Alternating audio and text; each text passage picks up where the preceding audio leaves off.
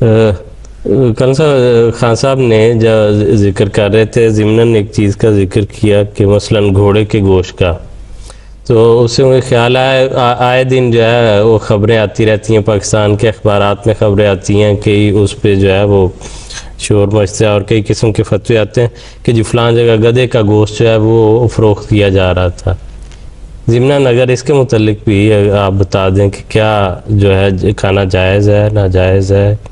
کیا تقسیم ہے اس میں؟ حدیث میں تو وہ پالتو جو گدھے ہیں ان کی تو حرمت آئی ہے نا مول صاحب؟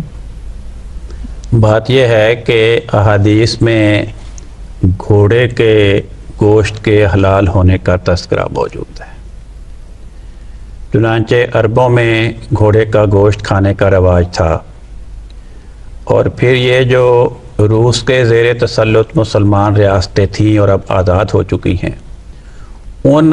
ریاستوں میں بڑی کثرت کے ساتھ مسلمان ممالک کے افراد، مسلمان عوام گھوڑے کا گوشت کھاتے ہیں، بلکہ ان ریاستوں کی آبادی کی اکثریت مسلمان ہے، اور حضرت عثمان کے زمانے میں وہاں پہ اسلام پہنچا، بلکہ میں یہ عرض کر دوں کہ وہاں پر گھوڑے کا گوشت سب سے زیادہ پسندیدہ سمجھا جاتا ہے، لیکن جو گدھے ہیں، جو پالتو گدھے گھروں میں ہوتے ہیں، ان کے بارے میں احادیث میں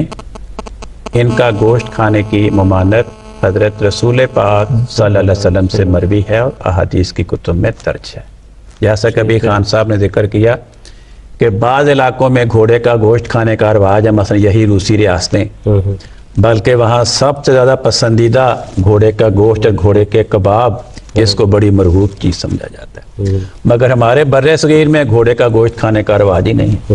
بلکہ اگر کسی مسلمان کو پتہ چلے کہ فلاں علاقے کے لوگ گھوڑا کھاتے ہیں تو حیرانگی سے دیکھتا ہے کہ اچھا گھوڑا کھاتے ہیں۔